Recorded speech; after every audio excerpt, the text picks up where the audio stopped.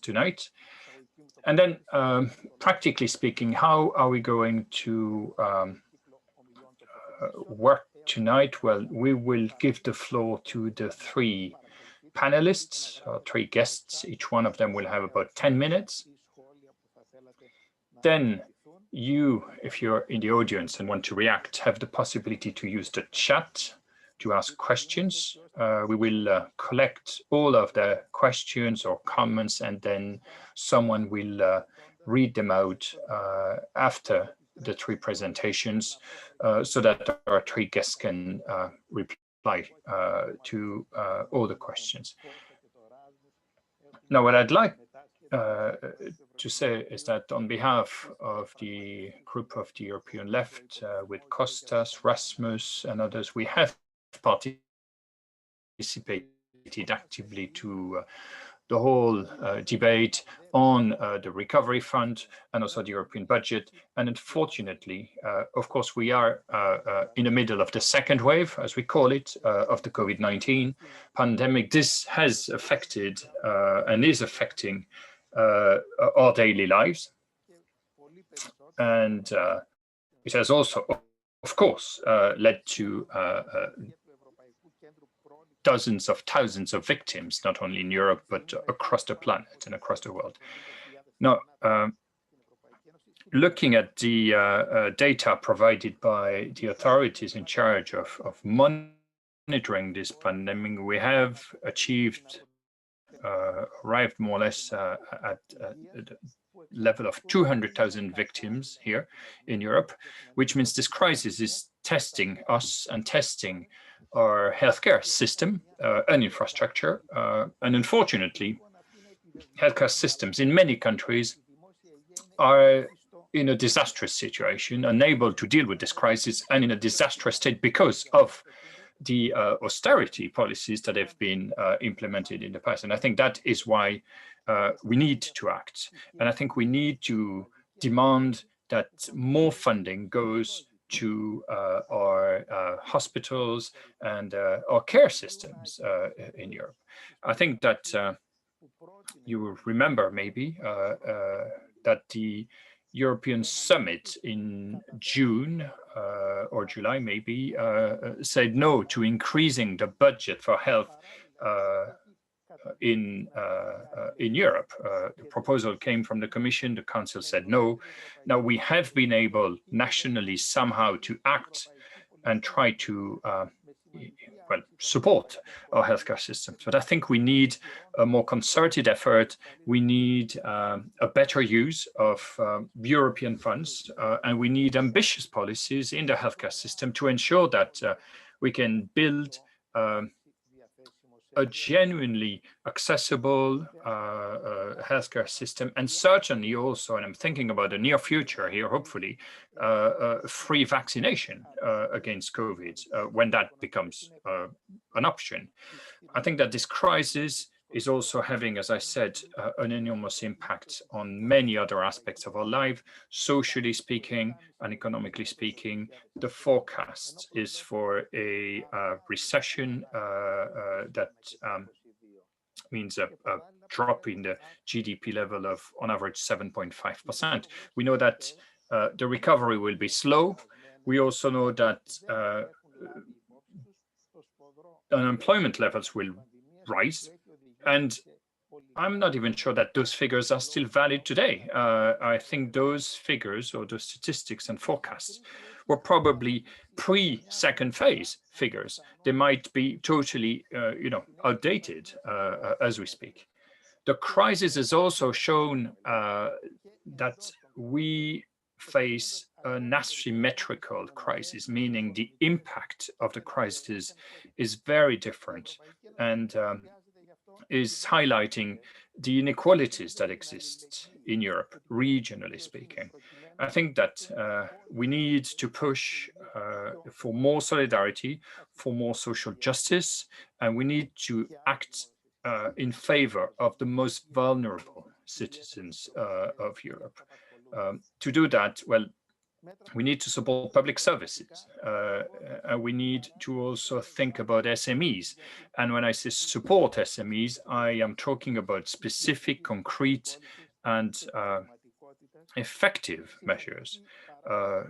Better SMEs, more support for them, more support for employment measures, and all that hopefully will give us the ability to better deal with the pandemic and its consequences and respect the rights of European citizens. The European Parliament, I think a majority, at least, of the European Parliament members are extremely in favor of ensuring that emergency measures have to be associated to certain criteria, and particularly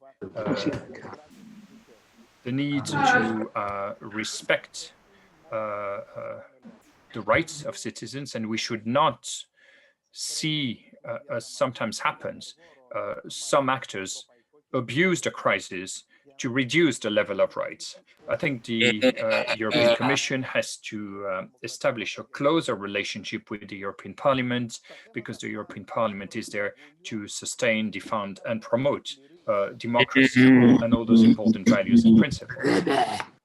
I think the Parliament, the European Parliament, has had the possibility and the ability to, and I'm sorry, the speaker has just muted his microphone. I think we have lost Mr. Papadimoulis.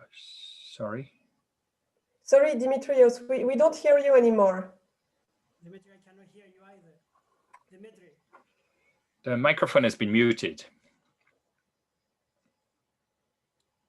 Δεν σας ακούμε. Δημήτρη, δεν σας ακούμε.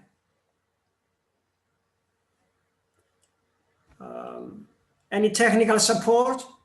So we've lost the connection with Dimitris, who seems to have turned off his microphone.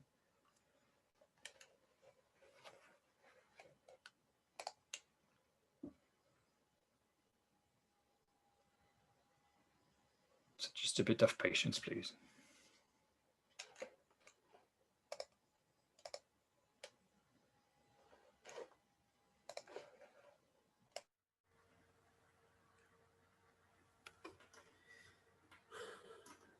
I see everyone moving except Dimitris Papadimoulis.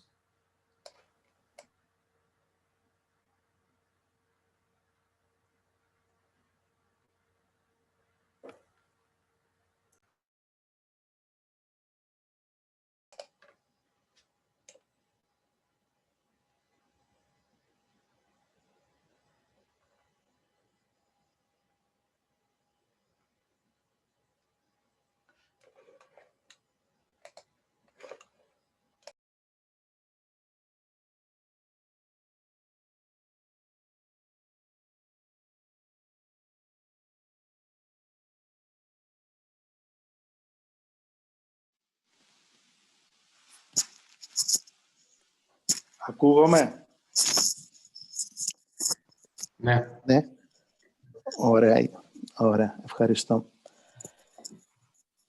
Έλεγα λοιπόν, με ενημερώνω ότι υπήρξε ένα τεχνικό πρόβλημα. I was saying, sorry about this technical problem, dear friends. No, I was saying that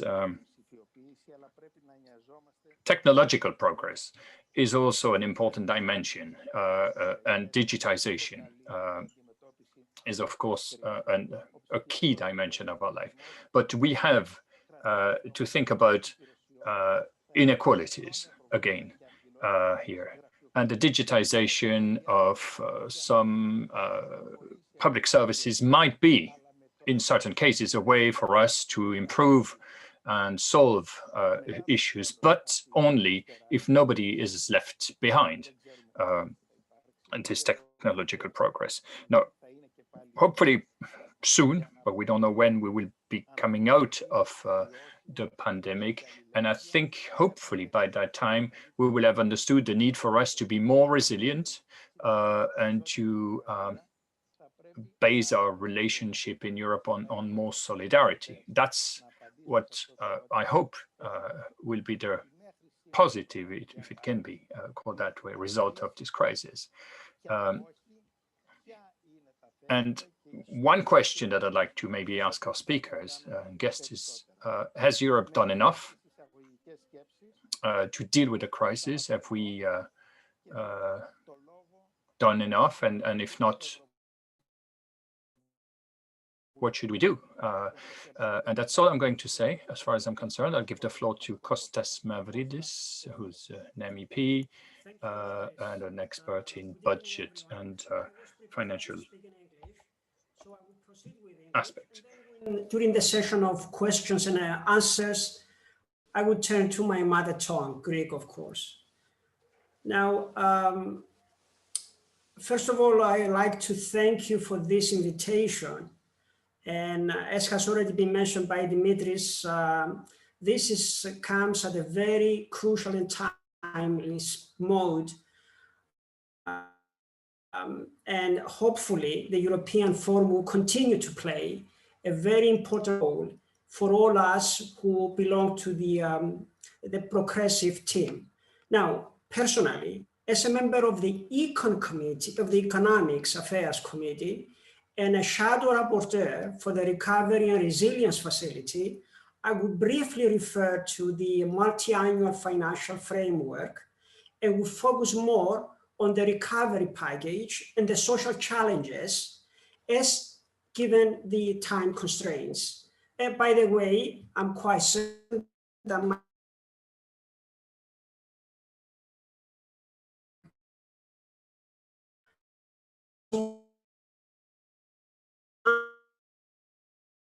let me start with a point.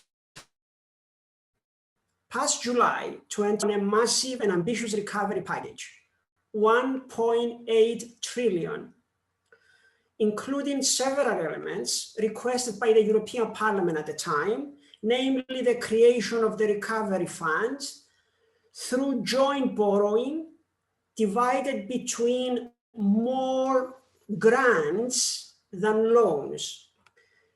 Also, that is the next generation EU projects, as has been called, for 750 billion euros. However, the agreement reached on the EU budget was not so ambitious, leaving behind key oriented policies such as investments in research and innovation, digital, health, or just transition fund, all of which suffer hefty cuts comparing to the European Parliament, the European Commission proposals.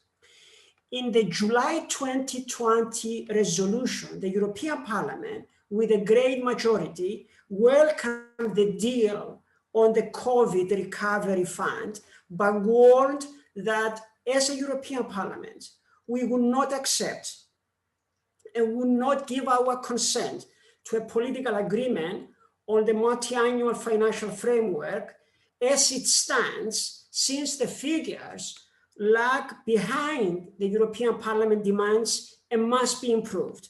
Further, the European Parliament insisted on the reform of the European Union's own resources system, the introduction of new own resources to finance at least the recovery fund, and a stronger involvement of the Parliament in the governance of the new generation EU project. For the progressive forces in the European Parliament, challenging the European Council's Multiannual Financial Framework figures in order to preserve EU's capacity to invest besides and beyond the recovery plan and the reform of the system of EU own resources were the biggest political challenge. After intense negotiations, we increase the Council's figures and reform the system of EU own resources, which was never done in the past. And this is indeed a success for the progressive forces and the European Parliament in general. We have more money to protect citizens against the pandemic. I'm not going to go into detail, But we also managed that the European Parliament to have a stronger role in the recovery instrument and the Next Generation EU project as a budgetary authority, reinforcing transparency and democratic accountability. Furthermore, it was agreed that all EU policies will be aligned with the gender mainstreaming, climate, biodiversity, and the Sustainable Development Goals. Of course, this is a compromise text, and given the limitations of the European Parliament, by all means, and this is my 6th year in the European Parliament, I do consider it as a good step forward for the progressive forces. Now, turning on to the RRF, which is the main instrument, the core within the Next Generation EU. This is the biggest tool by EU to face the pandemic crisis, and this is the main financial tool. It is basically a facility to help member states recover from the COVID by means of shared EU debt through financing of 312 billion in the form of grants and 316 billion in loans. This is the money to the member states. The resources will be allocated based on the recovery and resilience plans. These are going to be national plans established by member states and to be approved by the Commission. As the shadow rapporteur of my group, I have fought during the negotiations with the help of the progressive forces. And we have reached a level where I think that we could say that we are satisfied. However, there are, and I would say some critique about the result. But one more thing about RRF. The European Parliament text improved the Commission and Council proposals by making it more socially greener and by extending the scope and including the respect of the rule of law. I will come to that later on. Where I see the problems, well, there was a very intense discussion on the role of the European semester and the macroeconomic sanction mechanism, but we managed to ensure a more flexible text on the country-specific recommendations and omit the Article 9, as was from the very beginning, very controversial, which would allow sanctioning on member states that would not comply with the Stability and Growth Pact. At least for the moment, we saved that. Now, let me just say a few words about some critique about the reform and recovery, the recovery and reform package. First of all, I would say that as it seems now, the package and the money is available not as a contra-cyclical fund, but more or less as a structural fund. So in which it will be assessed, it would be very critical to assess the correct structural direction for the future and fully take into account the lessons of the crisis. So this is one point which I think we needed to have more about it. Also, it's not clear how the Commission is going to assess the national recovery and resilience plans. And it's not clear if it's going to fit within the current and new challenges post-COVID. Through this assessment, there is a risk that macro conditionality and all conception of structural reforms will come back into some form of stability pact, even though the stability pact in a way has been suspended. And a last critique, although I could say much more on this, is that this crisis has been exogenous, symmetric shock to all EU and all Eurozone economies. This, in fact, this crisis, it's aggravating the divergence between member states.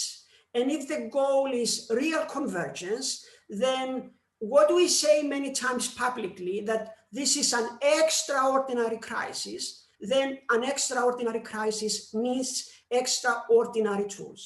And a final comment about the rule of law. Well, as has already been mentioned by Dimitris,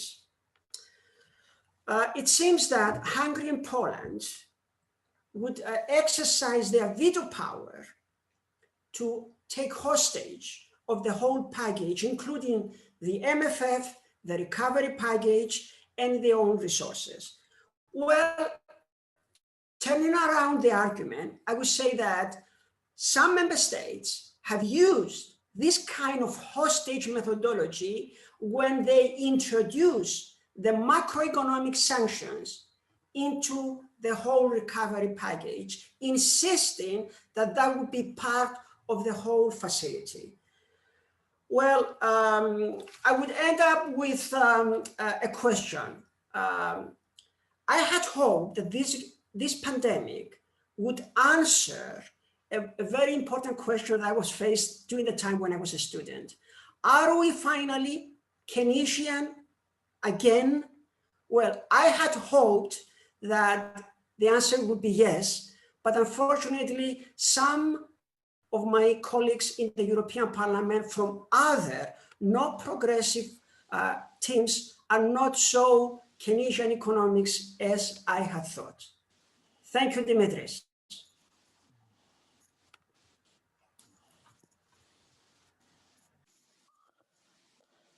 Ευχαριστώ πολύ τον Κώστα. Για λόγους τεχνικούς, ένα κομμάτι όσων έλεγα στην αρχή. Thank you, Kostas. Apparently, it seems that part of my introduction has been missed because I had some connection issues. Kostas, thank you very much for the information. You talked about the asymmetric consequences of that crisis that increases inequalities. You also mentioned the rule of law and the different initiatives launched by countries like Hungary and Poland that unfortunately will delay the availability of those recovery funds that we truly need.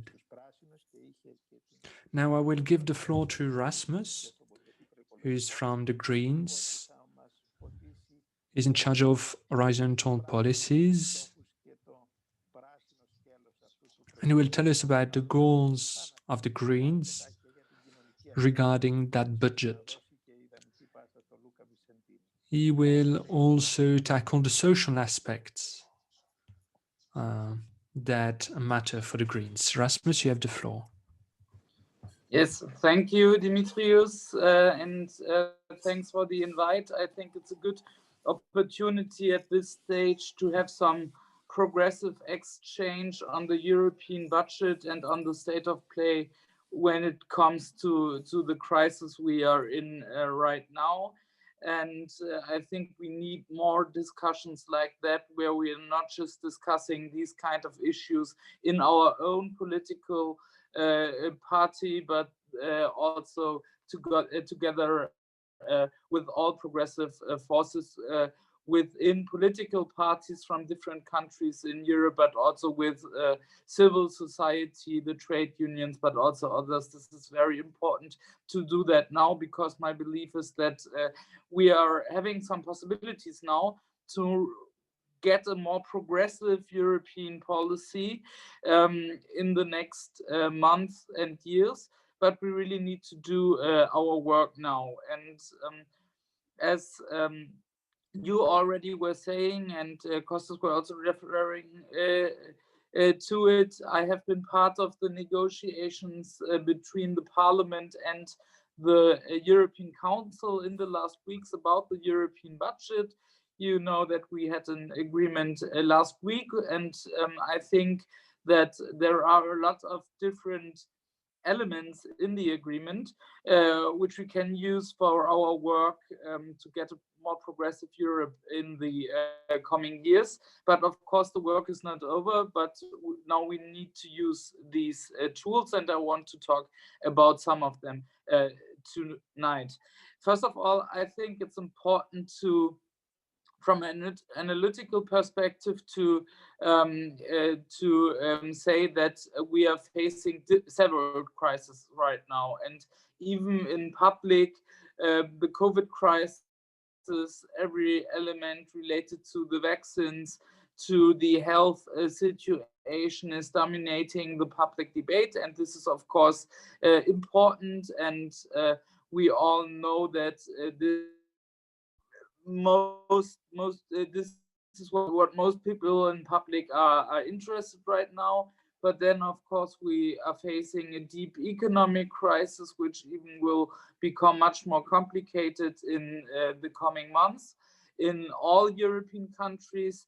And then there are some social questions related to that, because we know that the economic crisis will hit some countries harder than others. And we know that the crisis will hit many citizens harder than others, and that, of course, there is also a clear social dimension and division related to the COVID crisis. But then we also still facing the climate crisis, and I mean, I'm coming from the European Green Party, so I would like to mention that here, and this crisis is of course not even sidelined now. We also need to address the climate crisis. We need to fight climate change, and we all know that we just have some few years left to address this crisis as well. And then we are facing a democracy crisis, I will call it. Kostas had already referring also to the rule of law and the issue we are dealing with in many countries in Europe, but also outside of Europe, where we can see that autocratic regimes are doing theirs to build their democracies to become more like an autocratic regime. We can see that minority rights are threatening a lot in many European countries, and we also have to deal with this. And of course, all these elements are linked to each other, which means that as progressive forces, we now need to tackle these crises, and we need to find solutions addressing these crises, and to build some majorities upon that. And when it comes to the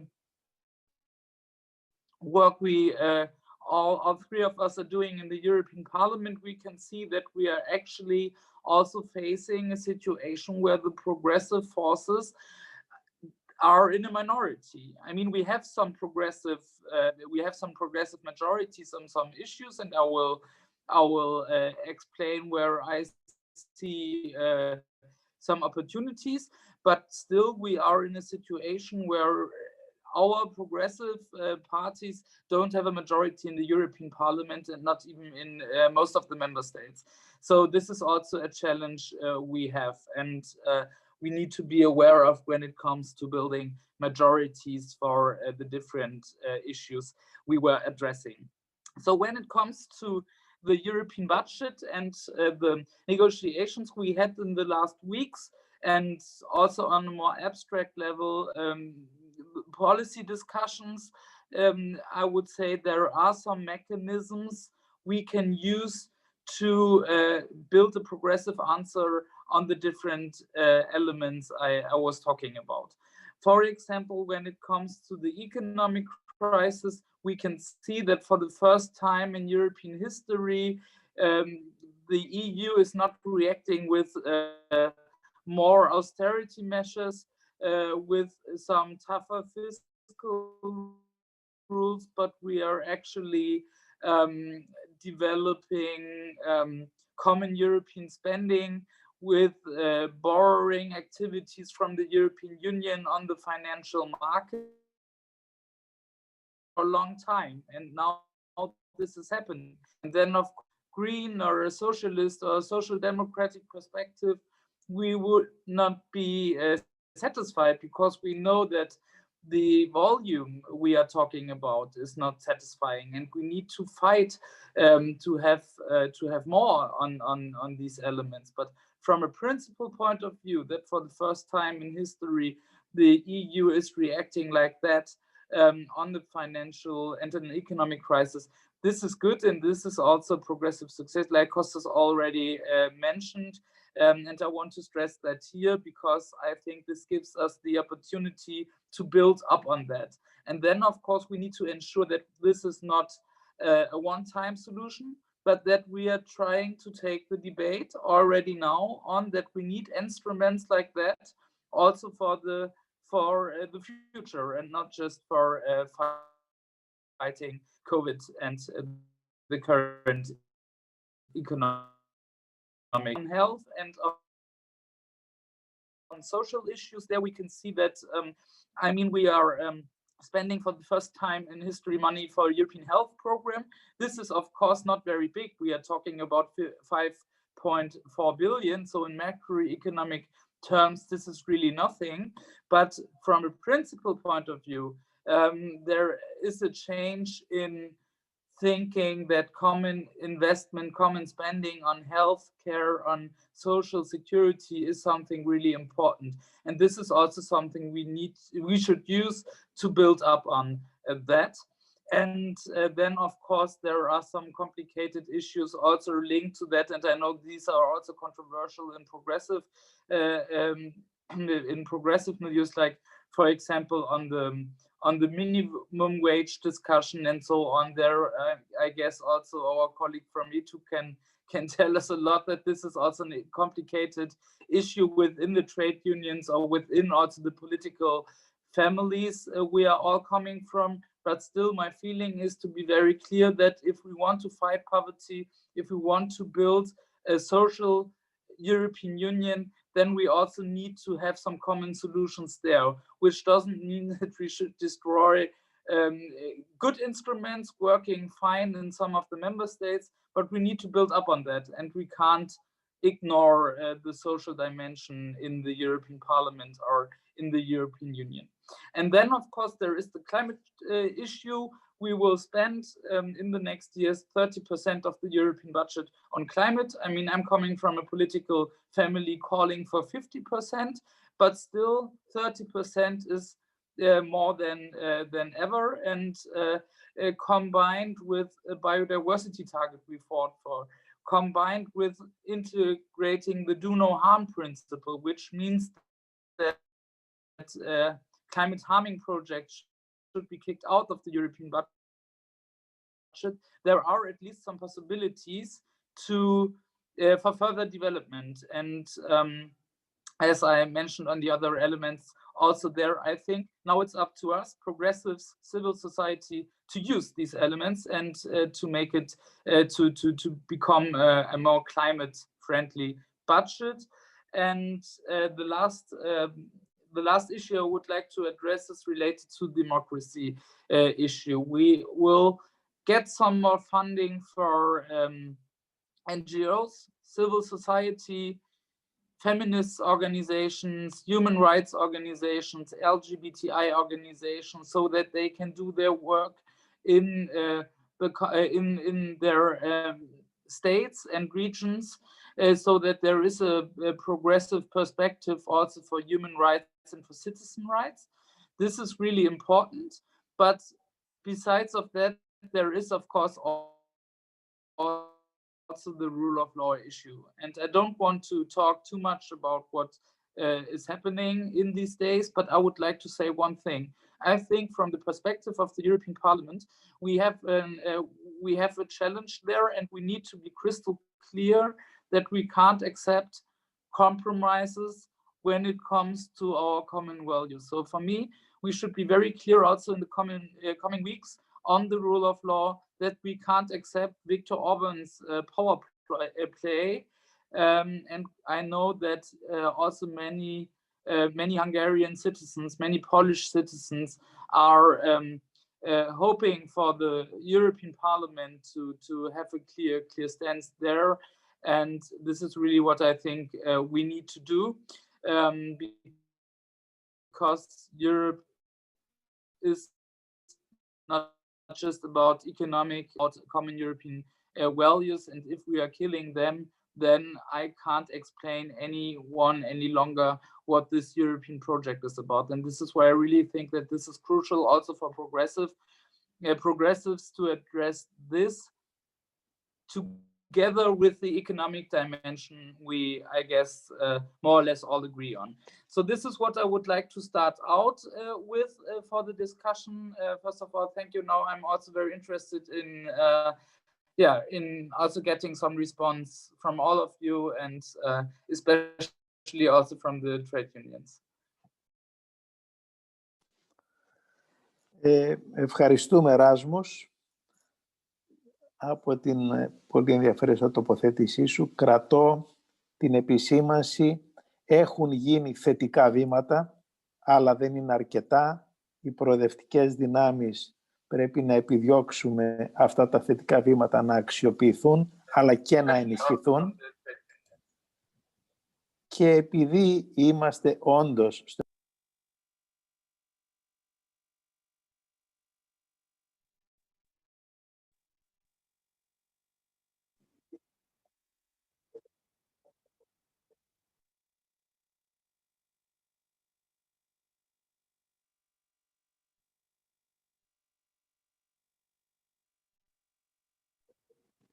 There is, Dimitris? There is no English translation, so for me and some So others, I will now give the floor to Lucas.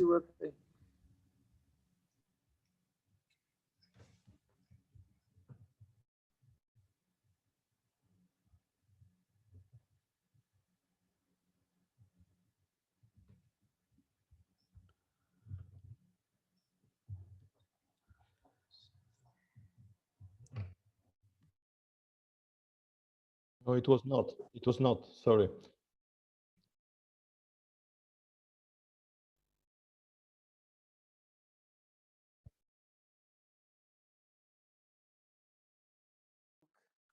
The European Confederation of Trade Unions.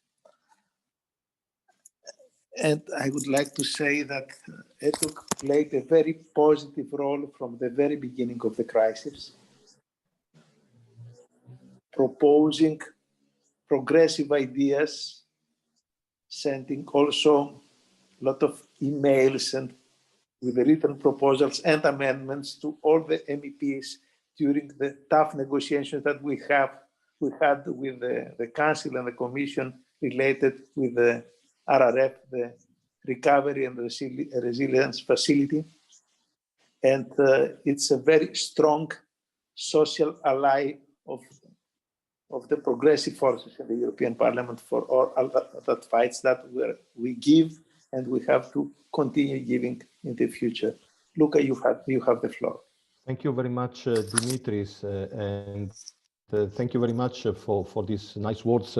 Indeed, we try as much as possible, to be allies of all the progressive forces in the parliament and in the political spectrum to try to achieve our common objectives. And also thank you for having organized this discussion this afternoon, because I think, as Erasmus said, that is very timely that we discuss together about this emerging problems, the fact that the trilogue is going on, and we hope to have an agreement, a decent and ambitious agreement on the MFF and the RRF in the end, but also that we are able all together to face the incredible crisis we have in front of us. Let's start from this provisional deal, let's say, that was concluded by the negotiators between the European Parliament and the Council a few days ago. We are happy about the fact that there is an agreement, let's say, first of all. But, and I would also like to add that it's thanks to the European Parliament negotiators if we have an agreement, because it's clear that what you have done, and particularly, of course, the progressive negotiators, what you have done to try to have a positive influence on the position of the Council and to improve the deal that was reached on 21st of July, that was absolutely not enough from our point of view. If this happened, is thanks to your efforts. So thank you very much again for the great job you have delivered. So we welcome the fact that there is an agreement, and also the fact that thanks to the Parliament, some important problems and gaps that existed in the agreement reached in Council in July were at least partially fixed and improved. In particular, of course, we are very happy that there is a top-up of 16 billion euros on some important chapters, let's say, and headings in the MFF and in the RRF. All this is absolutely important, and it's also very important that you manage to reach at least in principle, two important agreements on the rule of law and on the own resources. But now we see, first of all, that on these two agreements in principle, rule of law and own resources, the rule of law is immediately challenged by the usual suspects. We have seen what the Hungarian and the Polish government are trying to do at the moment, trying to block completely and to blackmail the agreement and to stop it if the rule of law principle and its implementation is not removed from the deal. So we are all there to resist against this veto right, let's say, this try to veto completely and to lock completely the deal. By the way, we have issued just this afternoon a declaration of the social also with the employers,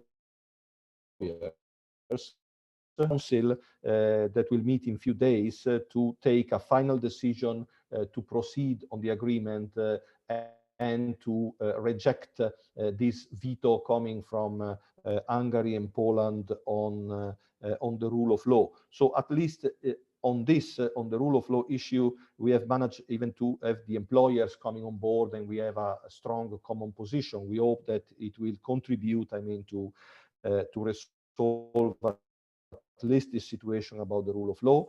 But the other element that was very important is the fact that you have achieved this agreement on the own resources, but we see that there will be for sure a lot of problems in implementing this agreement on own resources in a short time, because it's clear that the opposition that comes from many conservative forces against the financial transaction tax, against the digital tax, against the taxes linked to the environment and protection of the environment, etc., but also all this lobbying from the business side against introducing more tax justice when it comes to corporate taxation. Well, we know it will be very difficult, I mean, to achieve concrete results in this respect. But of course, we are absolutely backing you in try to deliver as much as possible also in the field of taxation to support the increase of own resources of the European Union, but also via this to make sure that the loans that will be given to member states in the framework of the recovery and resilience plans will not create unsustainable debt on the shoulders of the member states. Because it's true what you all say, that it was very important to have a prevalence of grants over loans in the package, but it's also true that loans are still there, and also SURE is financed by loans. So also part of the emergency measures are supported by loans. If there is not a significant increase in the own resources that allows the European Union to reimburse the bonds in the long run, then it will be up to the member states to reimburse the loans. And this will create absolutely unsustainable debt in the long run, and we will fall back in the situation of the Troika times when then the member states will be imposed horrible structural reforms to be able to repay the debt. So we need absolutely to avoid this situation. That's why for us the increase on own resources of the European Union is so crucial.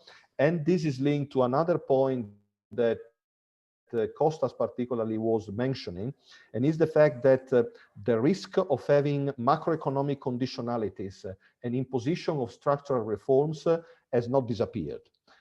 We had recently meetings, particularly with the Executive Vice President Valdis Dombrovskis, and there is clearly a big fight within the European Commission between the conservatives and the progressives, with the conservatives again and again back pushing for fiscal conditionalities to be introduced in the next year, despite of the suspension of the Stability and Growth Pact targets, to reintroduce again fiscal conditionalities for those countries that have excessive debt. First problem.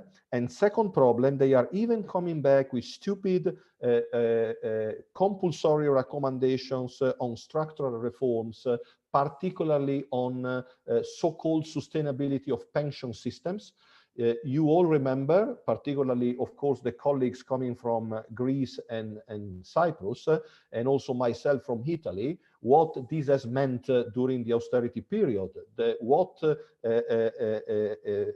Let's say, horrible cuts we were imposed when it comes to pension systems. So coming back again with this idea that we need again cuts on pensions is really an insult to poor people in the European Union. But as I said, this risk is not resolved. We have a risk again to have fiscal conditionalities and social conditionalities with stupid and blind structural reforms coming back through the window after having been thrown out from the door. So we have to be very, very vigilant and very, very careful in this respect. Having said that, so that we have successes and problems, and we have to stay vigilant on the problems and be sure that we will be absolutely on your side. I mean, to make the voice of all of us, all the progressives, very, very, very well heard about this. But there are still also some other gaps in the deal that you were able to reach, particularly the fact that the just transition and the social dimensions are still very weak, if not even completely inexistent in the whole package of Next Generation EU. Why I say that? Because there is a lot of slogans in the different plans regarding the need for respecting the targets of the Green Deal, for having more digitalization, etc., etc. All this is fine, but when it comes to concrete plans to implement the objectives of the Paris Agreements and of the Green Deal, well, there are no plans, you know, in the Recovery and Resilience Pact. The Just Transition Fund has been reduced by 75%, as you know, and there is no real industrial plan for a proper just transition to make sure that really no one is left behind. That means not only giving money to the member states, but making sure that in this case we have positive conditionalities that can really make sure that we can have a really just social transition when it comes to green and digital.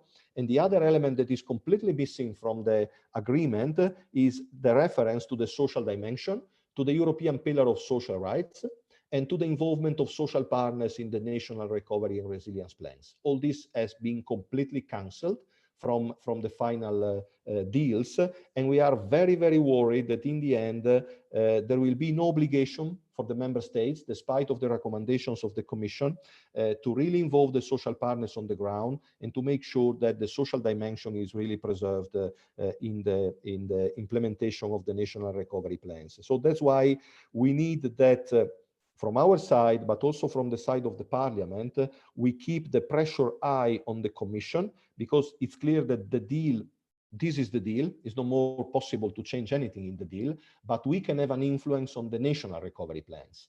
And the only way to do so is that the European Commission, the different delegations of the progressives in the European Parliament and the social partners, we make together pressure on the governments to make sure that at the national level, they really do the right thing when it comes to the design and implementation of the national recovery plans. It's not a legislative process any longer, it's a lobbying process, you know, a political mobilization that we have to put in place together to make sure that these elements are protected.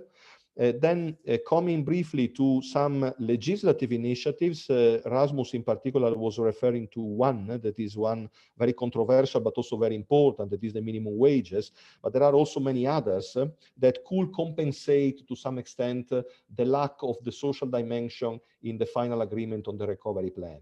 Is the minimum wages. True, there are some in the progressive camp and also in the trade unions that don't want it.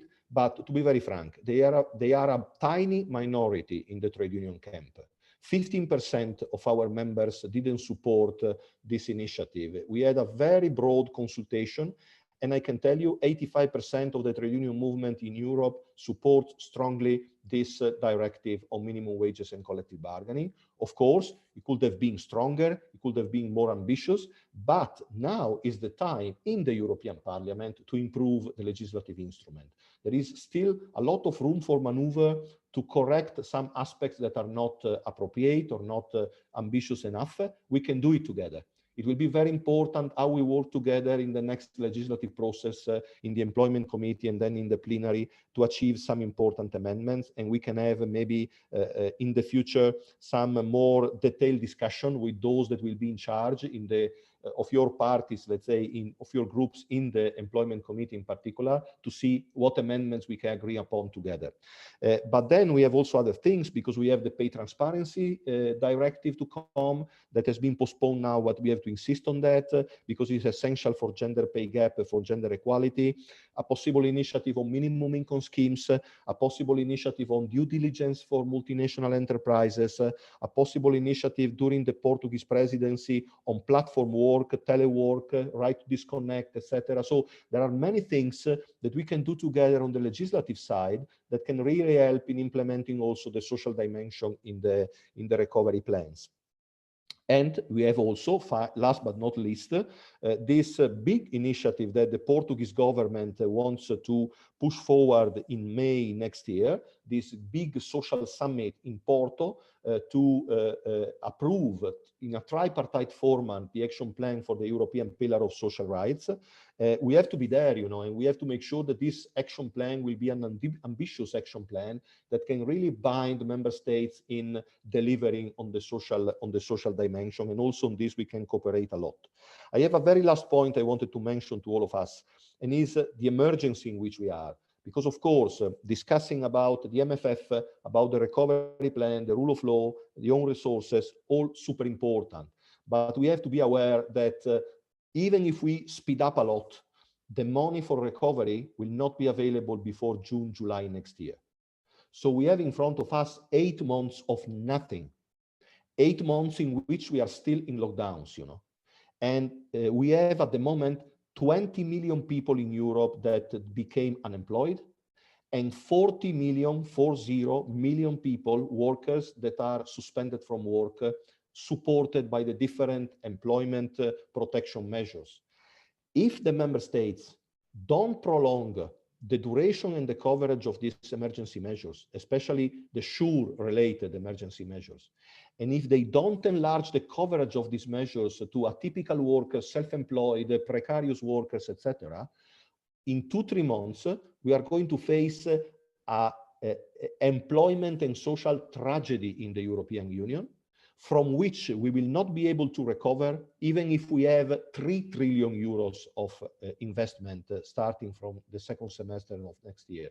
If we create 20-40 million unemployed people in these months, then it's impossible to recuperate all this, to recover all this from June and July onwards. That's why I would really like to ask all of you to be active together with us, to make pressure on all member states to prolong the emergency measures, and for the European Commission to already start thinking about refinancing SURE and giving more money for employment support to all member states, but under some conditions. So the member states have to spend this money for everybody. They cannot give the money only to some. They cannot keep the money for other purposes. They have to make sure that everybody can have a salary compensation during the period of the lockdowns. So that was my last point. Sorry for being so bold on this, but we are really worried that most of our members, million workers, will be completely abandoned to themselves in the oncoming weeks and months. Thank you very much.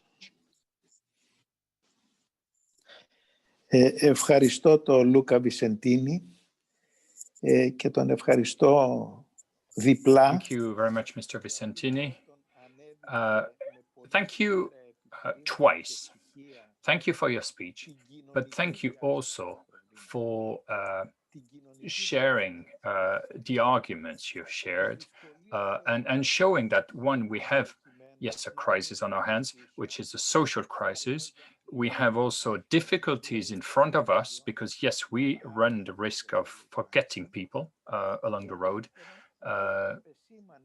When you mention it, I think it makes sense to all of us. And then Luca also insisted on the difficulties and the dangers that are in front of us. I think after the pandemic, shall we go back to this vicious circle of austerity that has affected, as you know, my country and many other countries in the south of Europe?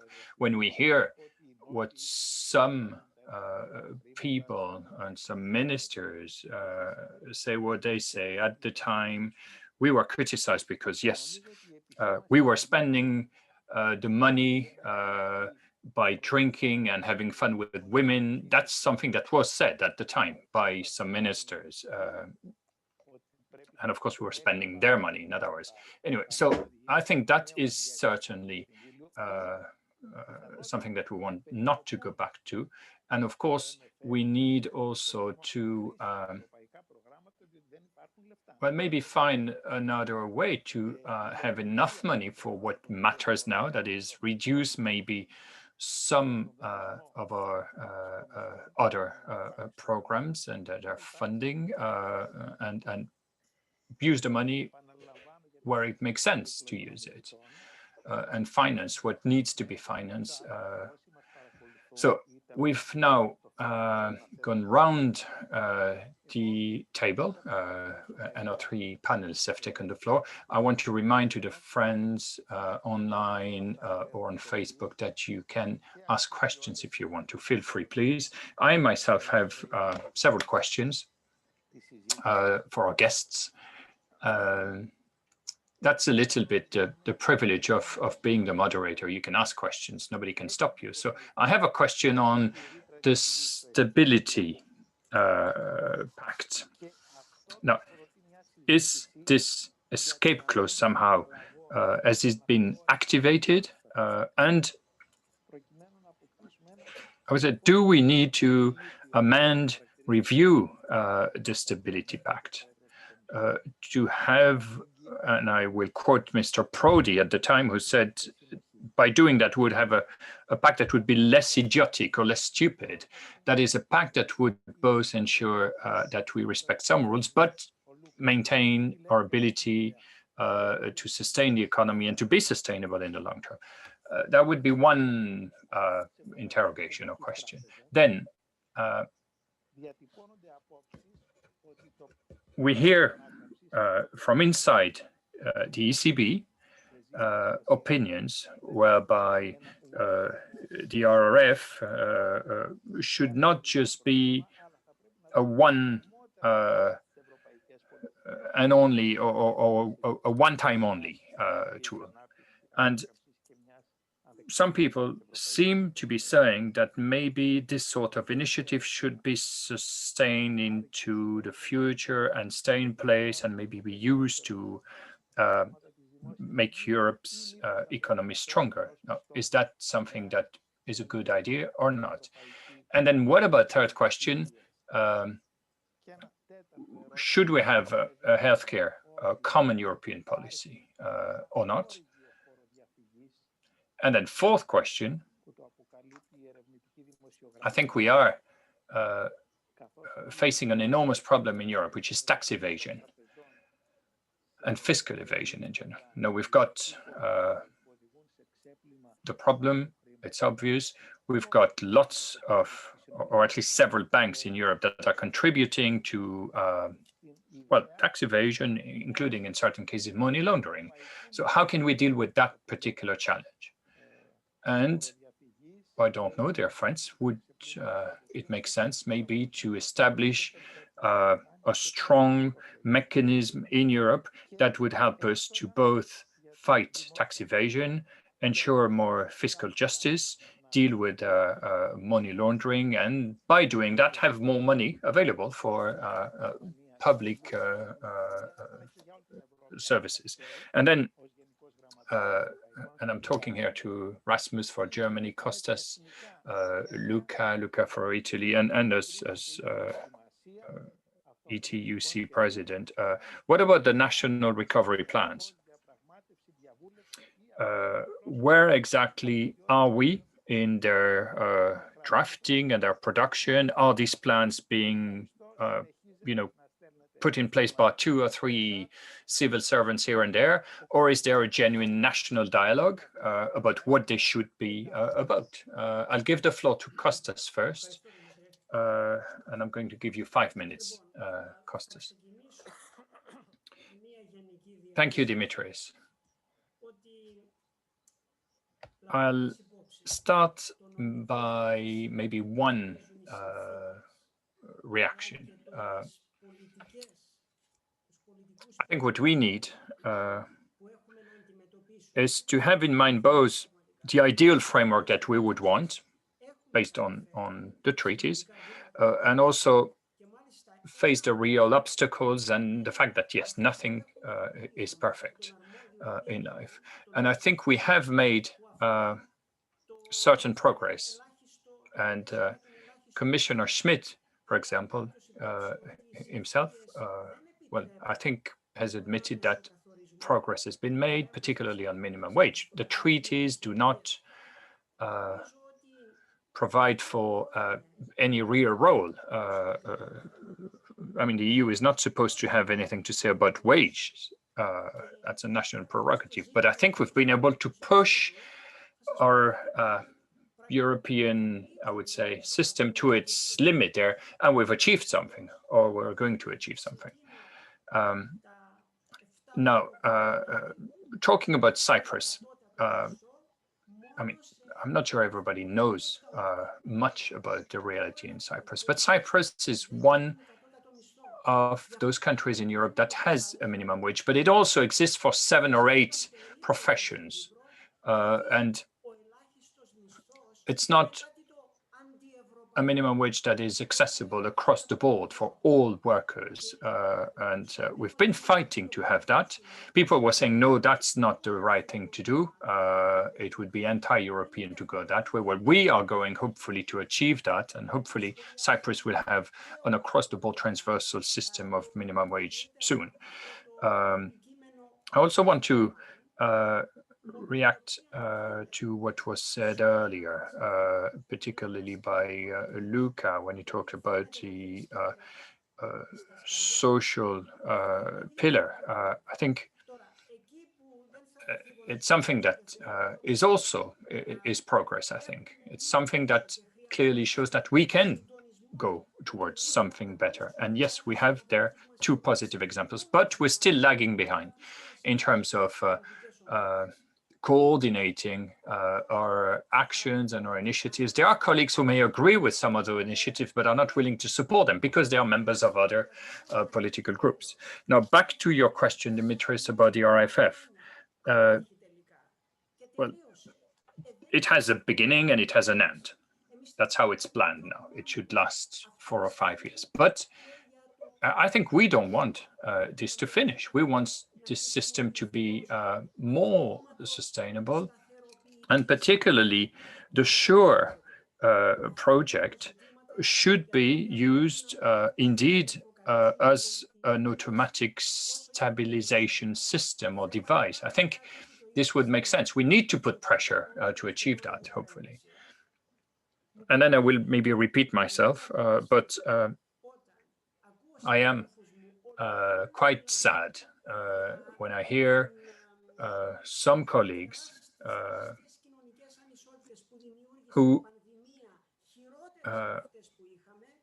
keep saying that because of the pandemic, we now have social inequalities in Europe. I'm sorry. yes, we've lost a lot of people, but and yes, the healthcare system is struggling, and we're going towards massive unemployment, but that pre-existed the crisis, and I think we need to come up with policies to solve those problems. And again, what those colleagues are saying is that the old solutions are the ones that we should again use. So we have to go back to all those, critical policies that were used in the past, and they are convinced that this is the way to go. And I think that shows how much needs to be done still to change people's mental attitudes. So I think first, what we need to do in the first stage is also, work together more, coordinate our actions more. Thank you.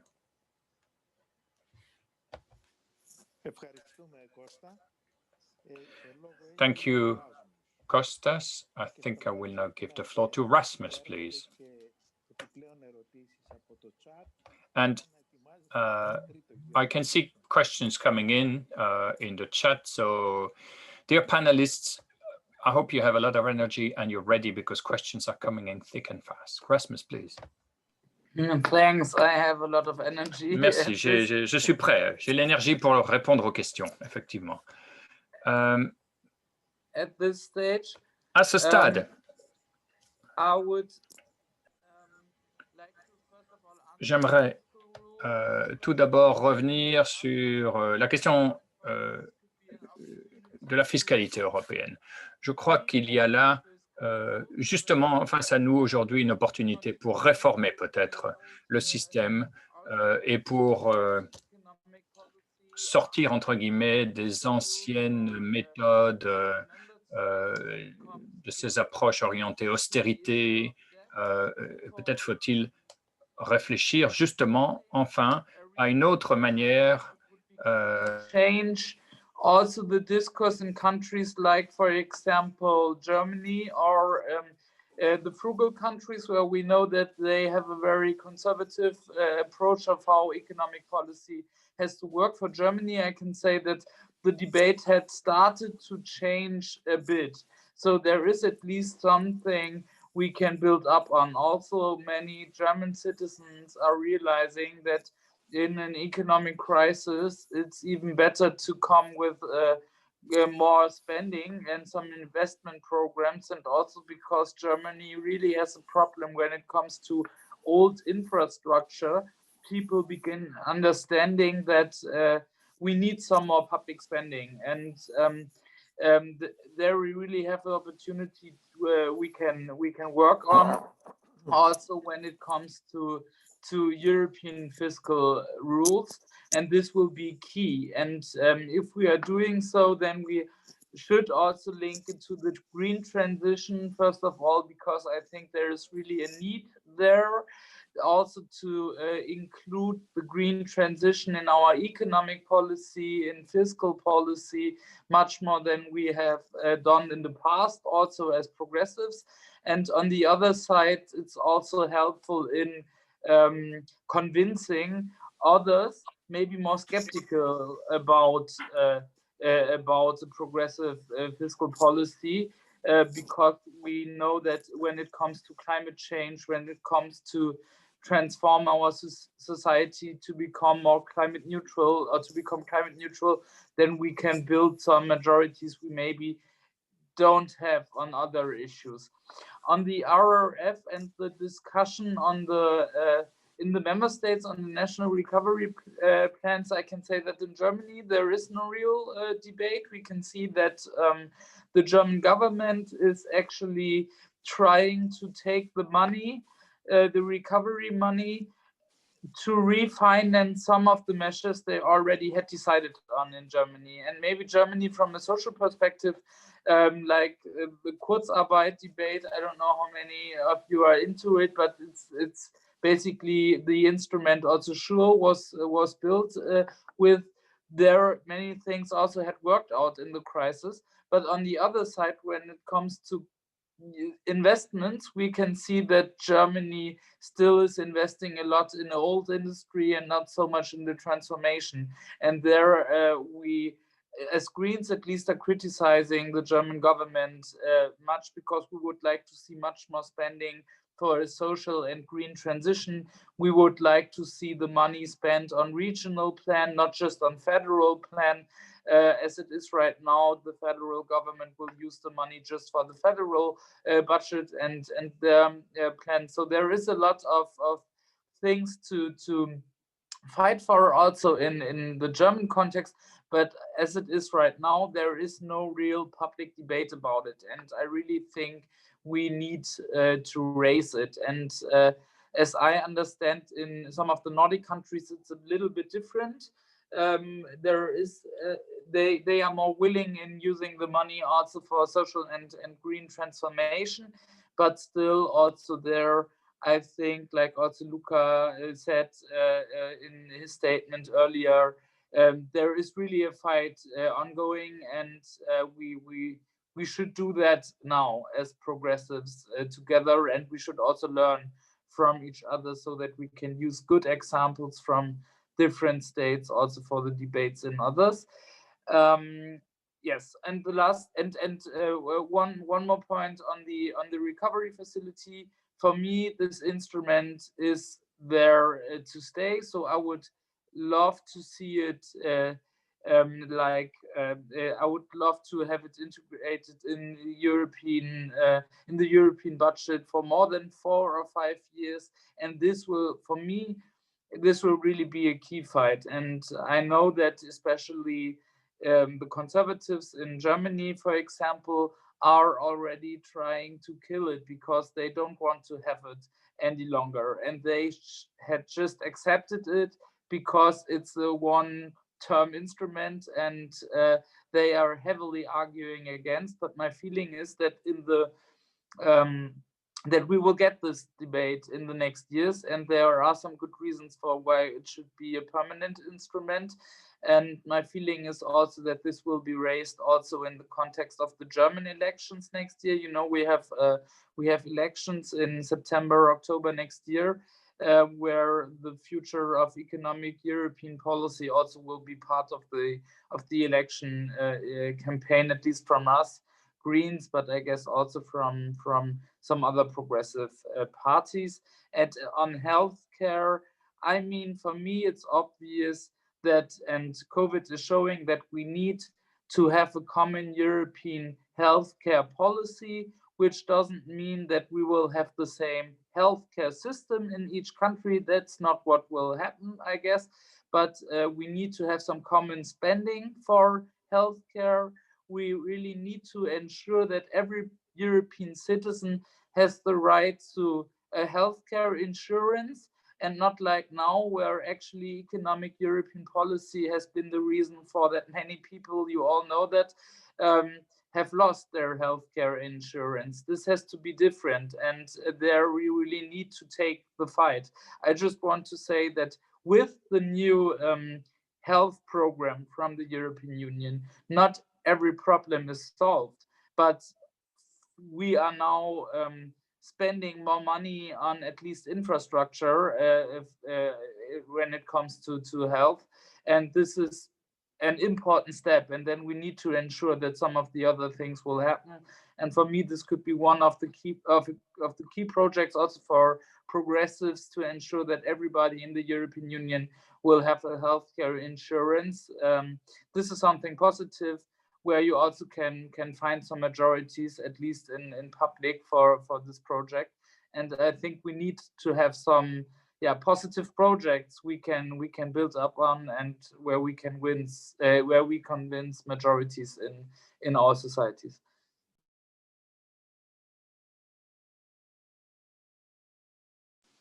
Ευχαριστούμε, Erasmus. Luca, you have the floor. Thank you, Dimitris. Thank you, Luca.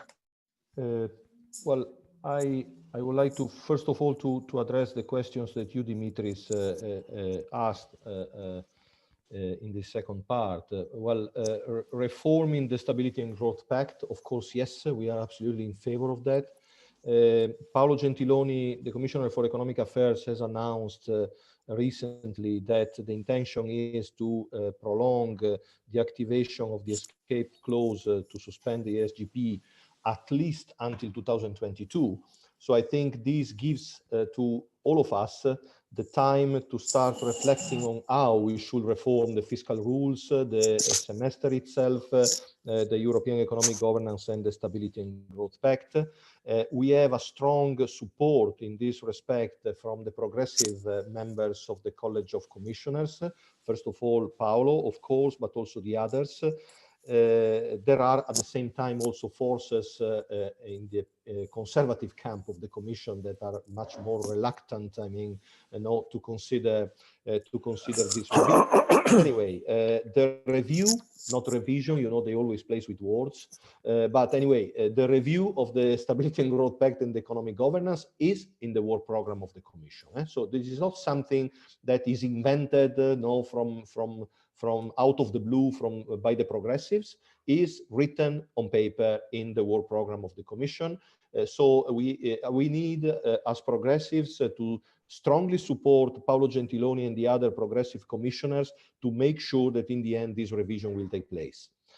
The other element on which I totally agree with you, Dimitris, is that we should also exploit the fact that conservative people, as Christine Lagarde, have said we need to transform these temporary instruments like the recovery plan, like the quantitative easing of the European Central Bank, etc., into permanent ones, including the European bonds that have been issued for sure and are going to be issued for the recovery plan. We all remember the debate until not 6 years ago, 6 months ago. Imagining Eurobonds in the European Union, an European debt issued directly by the European Commission, it was only a dream, you know. It was impossible to achieve something like that until beginning of this year. So now we have it in practice, you know. So I think we need really to exploit this situation to make sure that we can really push for a great change in the economic policy of the European Union. So yes to the reform of the SGP, yes to make these instruments permanent, including SURE. By the way, again, Paolo, Timmermans and others have already started discussing within the Commission about what is called now EUSR, so it's an anagram of SURE. There should be the European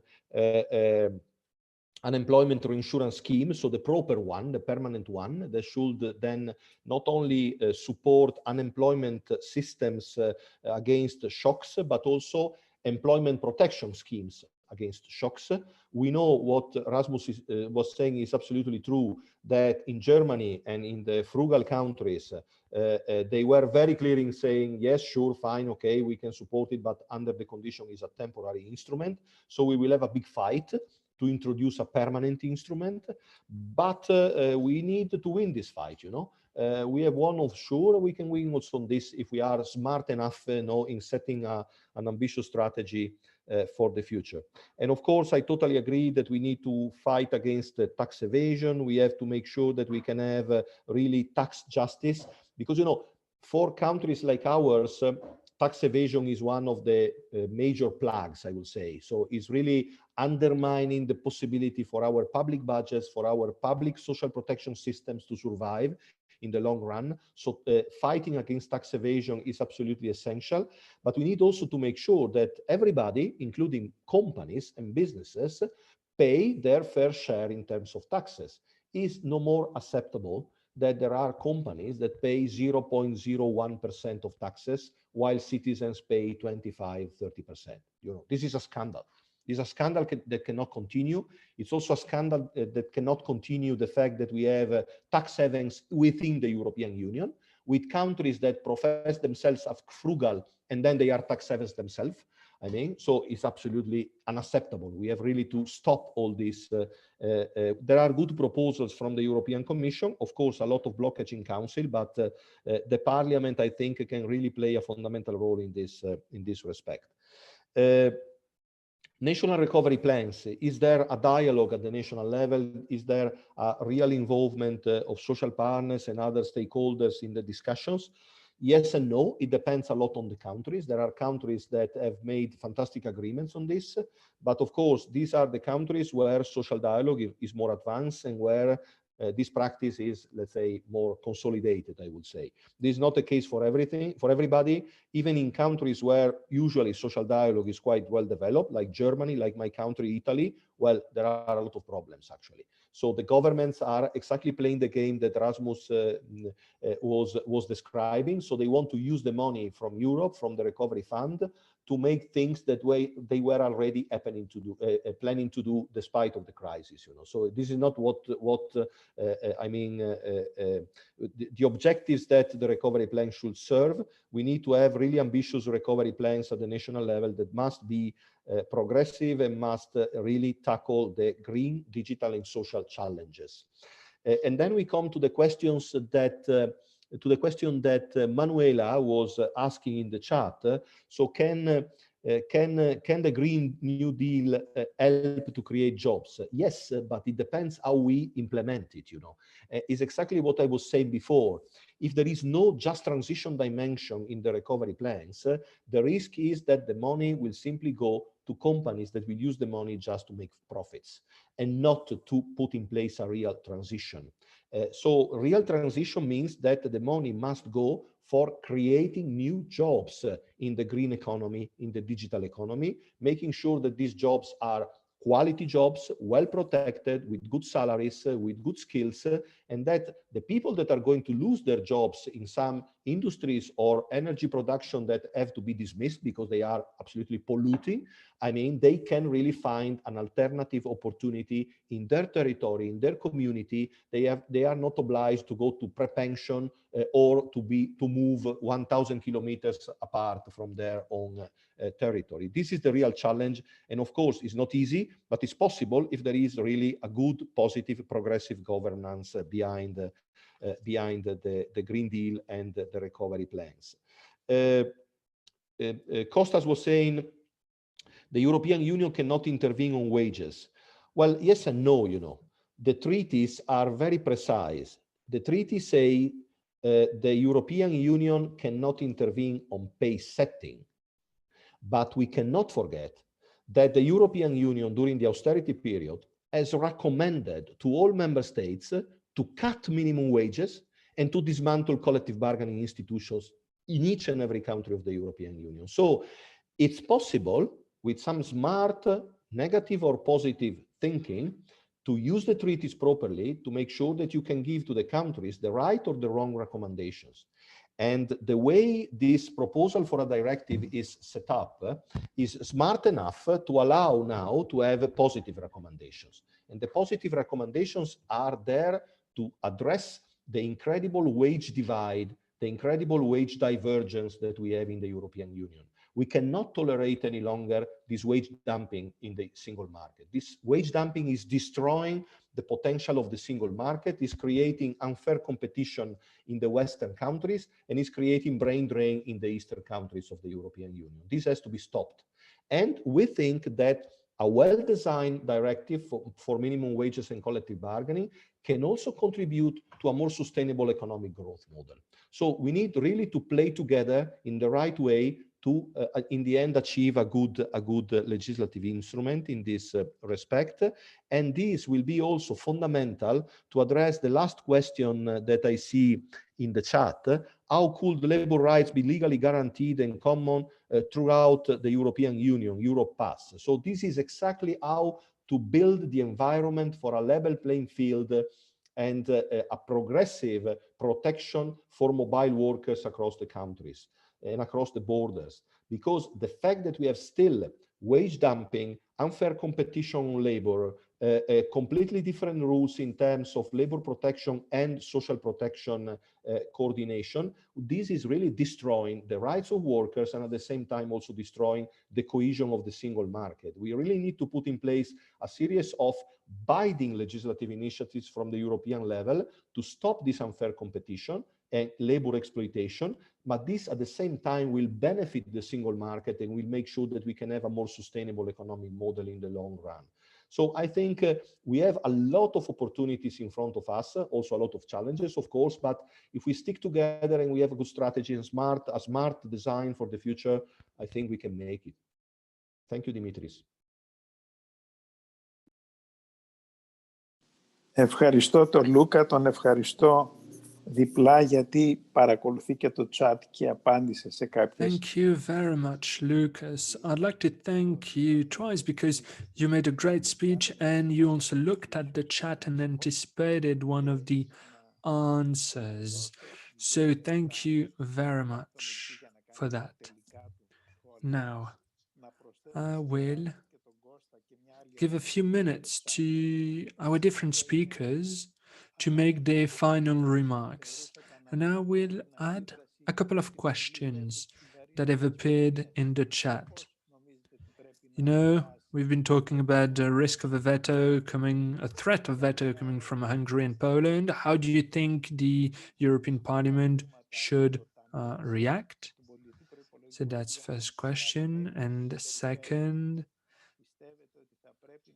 regarding those funds that fund member states, but also, well, they fund member states, but also regions.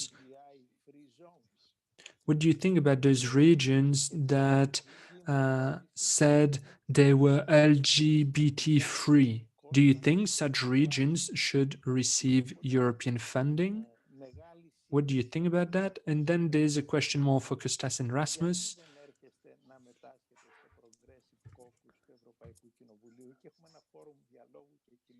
Why don't you take part of the progressist caucus within the European Parliament to have a kind of common work from the Greens, the left, and the Socialists?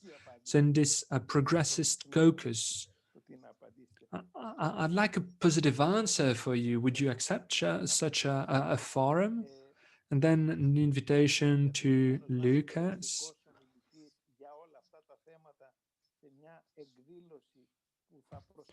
Would you be available to be a keynote speaker within an event I will try to organize with the three European groups that we represent, so the left, the Socialists, and the Greens? The goal would be to talk about progressive forces and how they should work together within the European Parliament and outside of the European Parliament. So the goal would be to work on a Europe of solidarity. All the speakers have 2-3 minutes because obviously these exchanges, they are just a starting point. I will ask more questions afterwards. Thank you, Dimitris.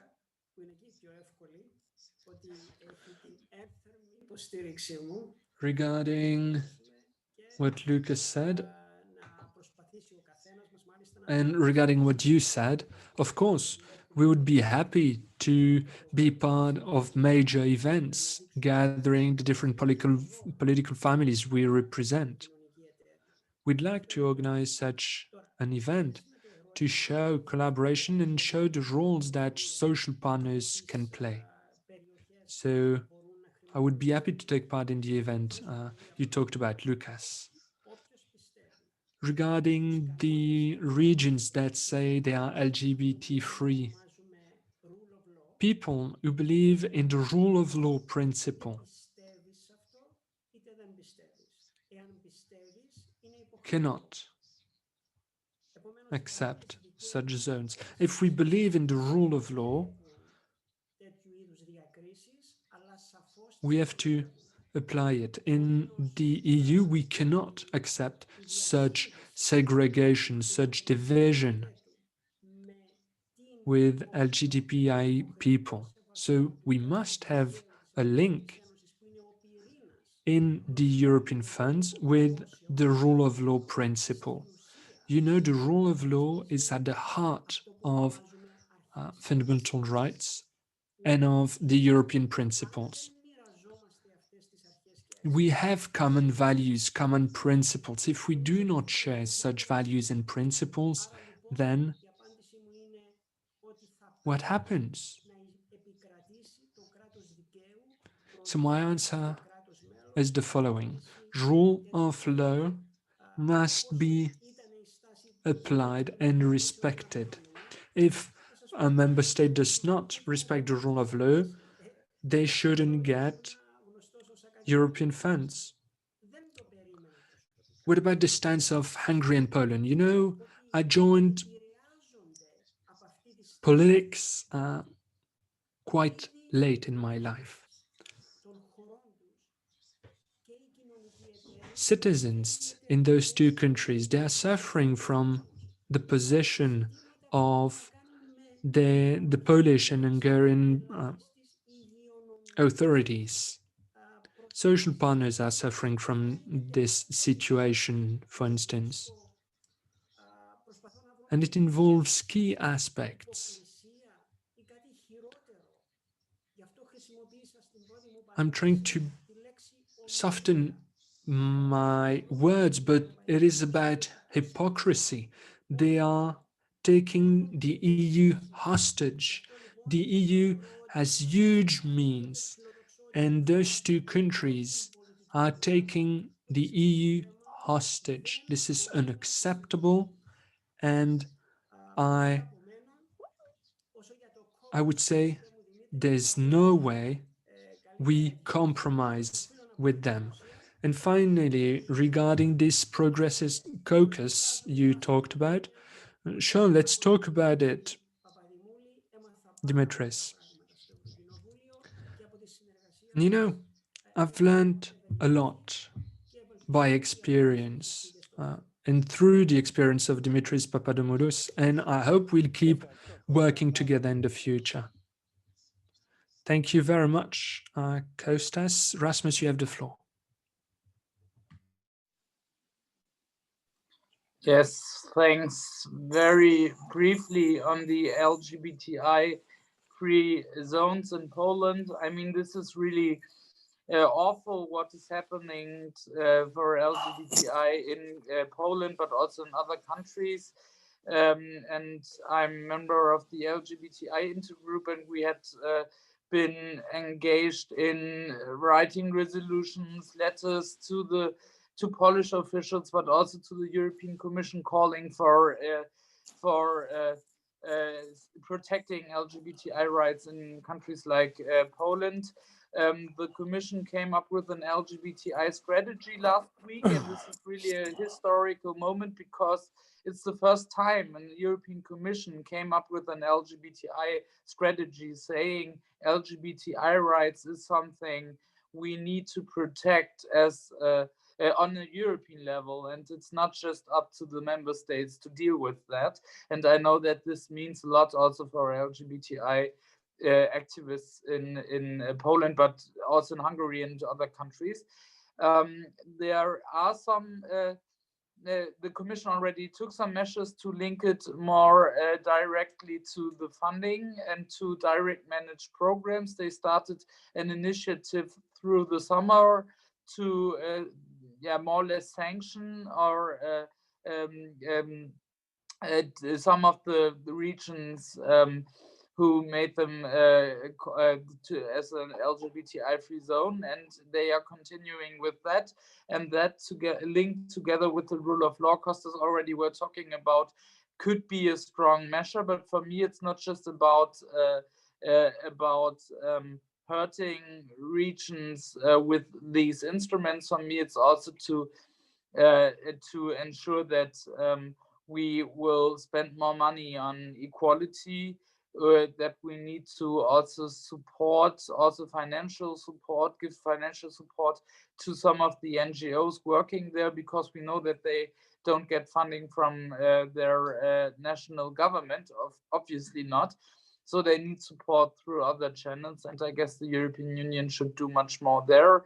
And my feeling is that there will be some measures in the next weeks and months to ensure that. For me, the Polish and Hungarian veto hasn't been a real surprise, but I'm surprised about that. Nobody really was prepared for that. I mean, we are agreeing on that that we shouldn't compromise on the rule of law. I mentioned that earlier today in the discussion, and we should also be very aware of different solutions for the recovery facility, because they would mean that we will end up with some intergovernmental, non-democratic solution where the parliament will be sidelined. But if the parliament is sidelined, also civil society will be sidelined. We would get a lot of more macroeconomic conditionality, I'm sure about that. We won't have less agreement on the climate part in it, so this would really also be awful. But in a way, it's a little bit surprising that also in the council nobody had seen that coming, and they don't really know how to handle the veto right now. From the perspective of today, we still have some weeks to tackle the situation, but it will be complicated, and there is no real solution right now. I mean, maybe the colleagues have some more information, but from my perspective, I don't see any kind of good solution right now. Everybody is expecting that maybe Poland will not block for a long time, because also in economic terms they have more problems there. But with Orban, nobody is sure what he is doing. I am a member of the Progressive Caucus. I have signed also a lot of initiatives, like letters, for example, coming from colleagues in the Progressive Caucus, and I will continue doing so. I think this is really important to have a collaboration like organized through the Progressive Caucus. And what I could do more is at least to be part of the events the Progressive Caucus is organizing, and I have it on my list for the time after the MFF vote. So let's come back to that later next year, and then we will see. But I'm fully supporting the work in the Progressive Caucus. Το ήξερα, Ράσμους, απλώς ήταν κόλπο για να πάρουμε ένα ναι από τον Κώστα. Θα συνεχίσουμε. I knew it, Rasmus. I knew it. It was just to get Kostas's agreement. But Rasmus, I knew you've been supporting us. Lucas, you have the floor. Thank you, Dimitri. Was the veto coming? Yeah, I think everybody could have imagined that, but it's true what Rasmus said, that there was not a plan, and there is not a plan how to react to this veto. By the way, I was just informed now by my Polish colleagues, the Polish trade unions, that the Polish Prime Minister announced in the Polish Parliament today that also Poland will veto. And so this makes the situation the perfect storm. I don't know, frankly speaking, I'm not in the council. I mean, how the other member states are planning to react. But I totally agree that the possibility to switch, I mean, the recovery and resilience plan from a communitarian instrument to an intergovernmental instrument will be a disaster, because we will be back to the times of the ESM, you know, and this will make the whole thing completely a failure. So let's see, fingers crossed, and let's hope that in the end there will be a solution. We totally agree that the rule of law should be a fundamental conditionality for receiving funds. It's also true that we have to be balanced and avoid that communities that don't have any real guilt regarding the attitude and the positions of their governments are penalized because their governments are anti-democratic. So it has to be found a balance, I mean, in a way that these cuts and these conditionalities don't affect poor people and people in less advantaged regions, but the principle in itself has to be absolutely respected. And when it comes to decisions like these LGTB-free zones in Poland and other kind of anti-democratic and illiberal decisions taken by governments, by parliaments, or by local communities and authorities, it's absolutely important to condemn all this, but it's also very important to mobilize there. And what we are trying to do with our trade union members in Poland and in Hungary, but also in other countries, because, you know, these cases are not limited only to these countries, these two countries, is exactly to support and help our members in there in mobilizing against. and also as the European Trade Union Confederation to flag up to the European Commission every time there is a violation of social rights or democratic rights, I mean, for the European Commission to intervene. So it's very important that all the progressive forces support our friends in these countries to be able to mobilize, to demonstrate against, and to keep the pressure high against Orban, the Polish government, and the other illiberal politicians that unfortunately exist in many European countries. So I think this should be really an effort that we put in place all together, I mean, for mobilizing, for lobbying, for mobilizing, for keeping the pressure high. I think we can even take inspiration from countries that were considered much more illiberal than Poland and Hungary, but that are uprising. Look at Belarus, for instance. I mean, so there are examples of countries where people decided that enough is enough, and we have to be there with them. You know, we need really to help us. The international progressive and labor movement have really to be active and vocal when it comes to violations to civil rights, fundamental rights, democratic rights, etc. And finally, absolutely at your disposal, Dimitris, I have already participated in the past in some initiatives of the Progressive Caucus, and I will be absolutely available also in the future, whatever you want to organize, and where the trade union movement and myself personally can bring a contribution, we will be happy to do so. Thank you. Ευχαριστώ, Λούκα. Θα ήθελα εδώ να προσθέσω ότι έχω στείλει... Thank you very much, Lucas.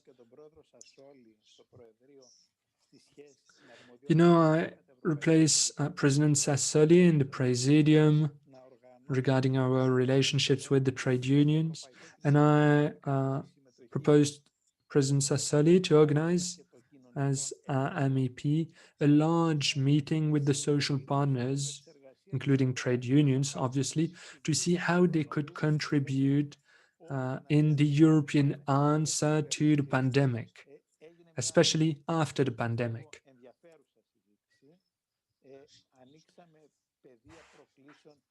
So thank you. I think we are reaching the end of this debate. It was a very fruitful debate. We've opened new paths for the future. It shows that progressive forces at the political, economic, and social level have a lot of work ahead of them. We can be proud of our successes, but there are new challenges that we need to overcome. Please allow me now to thank warmly the interpreters, and the interpreters, thank you for listening to them. And please, let me tell you that tomorrow there are two other sessions that will take place. The first one at 6 p.m. Brussels time. It's a bit later for Cyprus and Greece. So at 6 p.m., I think it's on global warming and the priorities for a fair and inclusive transition. It is clear that without progressive forces, we would not have got 30% of the budget of the European budget invested in climate action, and Erasmus played a key role in this. So please stay tuned and look at that session, listen to that session tomorrow. So at 6 p.m. and at 4 p.m., if I'm correct, there'll be a workshop. It will be a dialogue between Marxists and Christians on ecologic ecumenism. That can be very interesting. Indeed, Pope Francis is even more progressive than some prime ministers now that are Democrat, also called progressists.